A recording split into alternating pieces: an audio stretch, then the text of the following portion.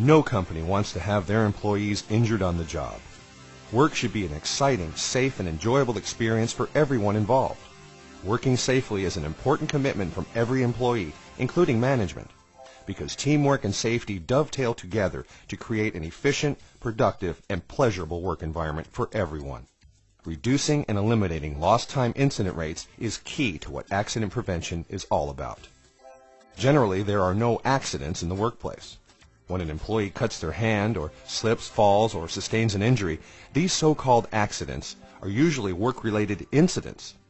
The difference between an accident and an incident is that an accident cannot be stopped from occurring, whereas an incident can usually be prevented. Almost all accidents in the workplace are preventable. That is why they are really incidents, and the vast majority of these incidents are caused by the employees that create them.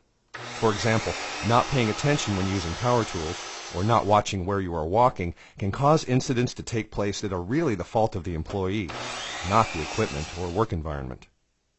In reality, some of the most common injuries that occur in the workplace are often the easiest injuries to prevent.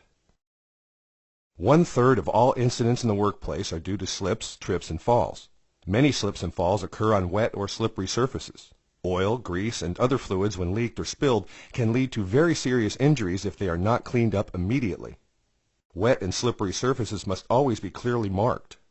Obstructions such as hoses, boxes, or pallets, when left on the floor, can easily become tripping hazards.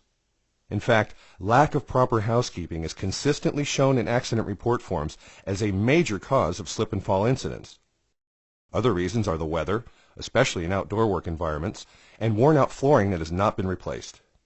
If all employees were to watch where they are walking, walk at an appropriate and safe speed for surface conditions, clean up spills and leaks immediately, and reported such hazards such as worn-out flooring to management, most of these incidents would cease to occur. Another 1/3 of workplace incidents are attributed to material handling. Lifting incorrectly can cause musculoskeletal damage. Some important considerations to prevent back injuries when lifting anything are: never carry awkward or heavy items over a long distance. Never twist and stretch while lifting. Don't stoop down low or reach for items that are high above the head, as this puts the back in a vulnerable position for strains to occur. Strenuous pushing or pulling can damage the back. If an item is too heavy to pick up by yourself, get assistance from a coworker. For really heavy items, use a forklift, pallet jack, cart, or mechanical lifting equipment whenever possible. Allow for adequate rest times during lifting jobs. Don't lift with tired muscles. Follow safe lifting guidelines. Here is an example of a safe lifting technique from the program Manual Material Handling. It demonstrates the correct way to lift a medium-sized box. To lift properly, place your feet as close to the object you are lifting as you can. Bend your knees, not your back. Get a good firm palm grip on the object you are lifting, and pull it close to your body.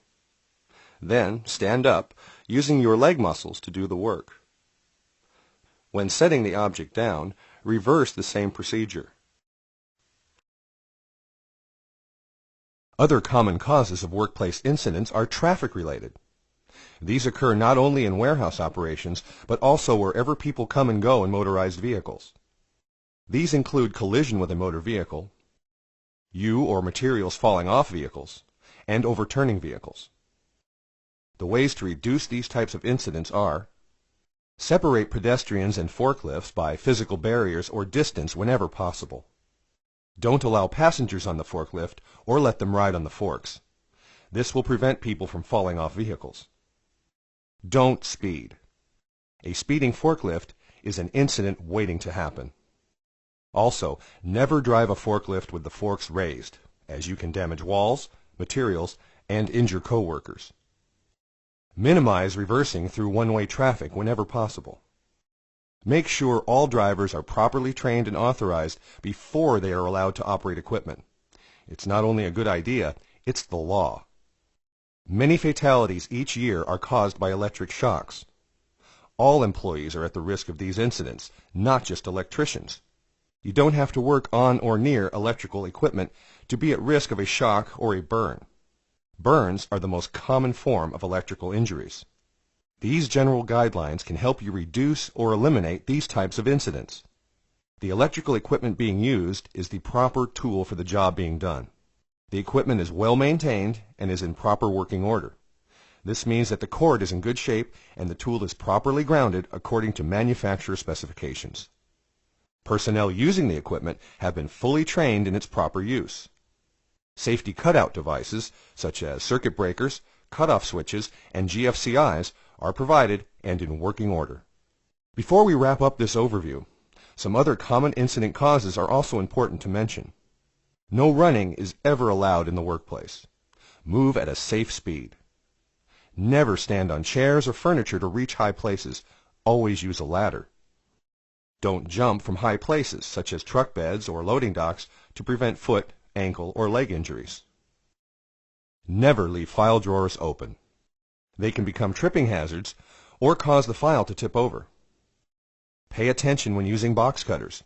Always cut away from yourself and replace dull or broken blades that can slip and cause loss of control. Wear all personal protective equipment when it is required. This includes eye protection, hearing protection, proper footwear, and respirators. This protective equipment has been provided by your employer for your protection. Always be aware of machine guarding and never remove or tie back guards or safety devices. Follow your company's lockout and tagout procedures. Do not remove locks, tags, or operate any machine or tool that is being worked on by maintenance. Also, be sure to report any broken or damaged equipment immediately to your supervisor. Of course, all incidents and near misses, however minor, must be reported to your supervisor immediately. What happens next? After an incident has occurred, it is the supervisor's responsibility to interview the person involved in the incident and to fill out an accident report form. These reports must be in writing, as the data may be reviewed months or even years after the incident took place. After the initial interview, an accident investigation will take place. This investigation will gather all the facts pertinent to the incident. This includes taking photographs and writing down any eyewitness accounts. This information can then be used to determine the cause of the incident and to make corrections to prevent this type of incident from occurring in the future. After the investigation is complete, a second interview between the supervisor and employee should occur. At this time, the employee could receive a written safety counseling. This counseling informs the employee as to what caused the incident, what corrections are expected from the employee to prevent such an incident from occurring again, and a time frame for the employee to correct any unsafe behaviors. The employee will be expected to sign the safety counseling form to show that he or she is in agreement with the supervisor's findings from the investigation. Disciplinary action would only be necessary if the employee continues to work in an unsafe manner. As you can see from this program, workplace incidents do not have to occur. If employees follow company procedures, don't take shortcuts, pay attention to what they are doing, so-called accidents would almost cease to exist. Paying attention to where you walk will prevent slip and fall accidents. Practicing safe lifting techniques prevents back injuries. Watching out for pedestrians, forklifts, and motorized vehicles prevents traffic accidents in warehouses. Using electrical tools and machinery correctly prevents shocks and burns. Your company wants you to work in a safe, accident-free environment, but it's up to you, the employee, to behave in a safe, reliable manner. The key to accident or incident prevention is really you. Thank you and work safely.